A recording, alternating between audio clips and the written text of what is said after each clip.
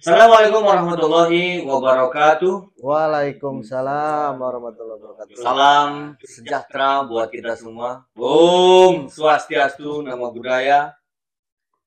Salam kebajikan, rahayu, rahayu. Selamat malam teman-teman, dimanapun Anda berada. Pada malam ini, tepatnya di tanggal 26 Juli 2025, kita berkumpul lagi dengan narasumber-narasumber yang sangat luar biasa. Sebelum nanti kita lari ke temanya, karena temanya sangat luar biasa menarik, ini tentang politikan nasional. Narasumbernya beliau, Bang. Narasumbernya Kita penanya nih. Kita sidang beliau nih. Jadi malam Aristoteles ini kita menghadirkannya. di sini ada narasumber yang sangat luar biasa yang pakai baju merah. Saya perkenalkan dulu, Bapak Haji Aristoteles. Aristoteles ya namanya. Aristoteles. Terima kasih. Kemudian di samping saya, ya biasalah yang gak asing lagi. Gua ini. Beliau ini bawa acara juga, Bang. Gak usah diperkenalin lah.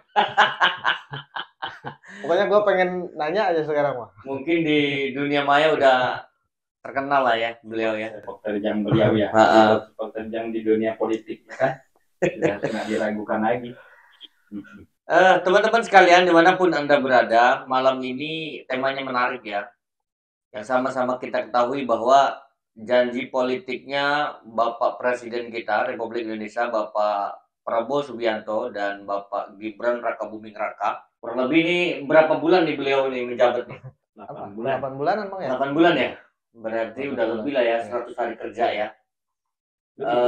Dan janji politiknya itu yang bapak-bapak berdua ketahui apa aja nih yang sudah tertunaikan ya. Cuman mungkin izin saya bacakan dulu nih biar rekan-rekan bisa mengingat janji politiknya beliau ini ya, Pak Prabowo dan Mas Gibran. Itu yang pertama yaitu mengurangi praktek titipan di BUMN tuh janjinya ya kan. Kemudian yang kedua melanjutkan programnya Bapak Jokowi tentang komitmen melanjutkan program-program Presiden Joko Widodo seperti hilirisasi industri pembangunan infrastruktur ya. Selanjutnya juga membuka lapangan 19 juta lapangan pekerjaan di Indonesia ini. Itu udah tertunaikan apa belum nih? Nanti saya akan tanya nih ke narasumber yang sang sakti lah luar biasa. 19 juta ya. 19 juta ya. Kaleng-kaleng. Kemudian meningkatkan dana desa ya. Kemudian permintaan pembangunan ya. Kemudian prioritas penanganan banjir. Berat ya kan. Kemudian makan bergizi ke seluruh warga Indonesia khususnya. Nah, iya terutama anak. Nah, sekarang saya mau tanya nih Pak Aris. Mungkin saya akan acak saja nih ya. Karena memang yang lagi saat ini trending itu kan masalah lapangan pekerjaan. Sudah 8 bulan beliau menjabat, tetapi janji membuka 19 juta lapangan pekerjaan menurut beliau Pak Aris itu sudah tertunaikan apa belum? Tolong dijawab dengan tegas. Baik, terima kasih Bung Anwar atas pertanyaannya yang sangat-sangat menarik nih ya, yang akan kita kupas. Oke, menurut kacamata pandangan saya, ya kan begitu. Memang waktu beliau kampanye itu banyak sekali program-program yang ingin yang ingin dilakukan oleh beliau nih. Pak Presiden kita dengan Bapak Prabowo dengan Mas Gibran ya. Tapi apa gimana tadi pertanyaannya? 19 juta lapangan pekerjaan itu sudah tertunaikan belum nih selama 8 bulan nih? Ya. 19 juta lapangan pekerjaan yang dijanjikan oleh Bapak Presiden Prabowo Subianto waktu beliau kemarin waktu beliau kampanye sampai sekarang itu belum ada yang terrealisasi. Oh, ya benar nih ya, benar. Lapangan pekerjaannya belum ada satu pun. Justru kemarin itu yang lagi viral nih ya, malah beliau mengatakan kabur aja dulu katanya gitu. Ada statementnya? Iya. Hati-hati lo, bahaya lo. Bener nggak seperti itu? Ada. Kabur aja dulu katanya gitu. Nah, maksudnya kabur aja dulu itu apa? Mau kabur kemana gitu kan? Yang kabur siapa, Bang? Ya, rakyatnya disuruh kabur. Maksudnya kabur itu gini. Yang nyuruh kabur siapa? Alternatifnya kabur aja dulu itu berarti silahkan diizinkan untuk mencari pekerjaan di negara lain di luar gitu, menjadi TKW kah atau TKI kah, kira-kira ya. Begitu kira-kira Bung Anwar Sanusi. Jadi untuk saya ini sampai sekarang belum ada yang terrealisasi, tapi tidak tahu ya karena beliau masih panjang kan, ini jabatannya masih lama. Gitu kira-kira. Oke, Pak Iqbal, mungkin bisa ditambahkan gitu ya. Apakah yang dimaksud kabur itu seperti apa nih? Saya belum nangkep nih. Apakah kabur wakil presidennya ke luar negeri dulu? Apakah Pak Presidennya? Begitu. Dan selama 8 bulan bener nih belum ada satupun lapangan pekerjaan. Tadi versinya begitu. Coba diluruskan dulu. Takut timbul fitnah doang nih. Berbahaya nih masalahnya. Sampai ada yang jawab. Ya, gimana Bang ya? Kabur aja dulu, ya kan? Ya memang itu kemarin sempat ramai Bang. Apa namanya di medsos ya Bang Aris ya? Iya, betul. Ada beberapa golongan oposisi lah, bisa dikatakan begitu.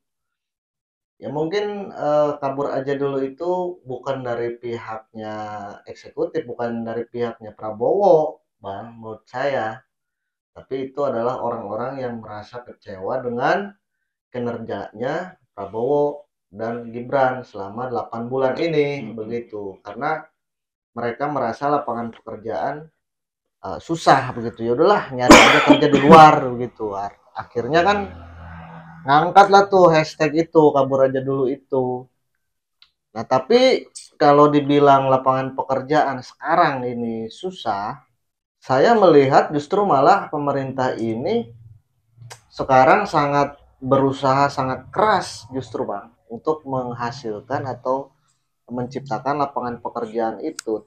Salah satu contohnya ya, mulai membangun tambang-tambang nikel seperti di mana kemarin tuh yang viral itu.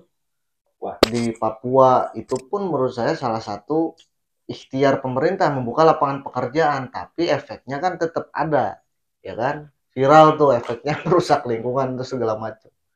Itu menurut saya salah satu ikhtiarnya, tapi jadi pro kontra lah di tengah masyarakat. Kemudian juga terakhir itu presiden melakukan negosiasi dengan Donald Trump, tahu nggak Bang? Yang terkait tarif perdagangan Indonesia dengan Amerika itu yang tadinya 32% menjadi 19%. Nah, itu salah satu ikhtiarnya pemerintah untuk menjaga lapangan pekerjaan di Indonesia ini tetap ada gitu. Kalau misalkan itu kita tetap apa namanya gengsi gitu ya, nggak negosiasi sama Donald Trump, mungkin banyak perusahaan-perusahaan di Indonesia banyak yang mem-PHK karyawan. Ya akhirnya ya mau nggak mau negosiasi dengan perjanjian-perjanjian juga yang jadi pro kontra, ya kan? Di tengah masyarakat ada itu pro kontranya, misalkan Amerika Serikat dapat tarif 0% barang-barang Amerika Serikat ke Indonesia, tapi Indonesia 19%. Terus juga si Donald Trump kan ngomong tuh di media tuh bahwa Amerika Serikat sekarang bisa mengakses secara penuh untuk mengelola sumber daya alamnya di Indonesia gitu. Itu kan salah satu perjanjian yang memang jadi pro kontra juga di tengah masyarakat, Bang. Tapi itu adalah salah satu upaya menurut saya gitu, Bang. Yang termasuk itu ya, yang kemarin apa namanya itu mau ngelola Kemenyan. Kemenyan apa tuh? ya Wapres ya. Sepulang beliau dari Papua ternyata dapat apa namanya hasil pengelolaan Kemenyan.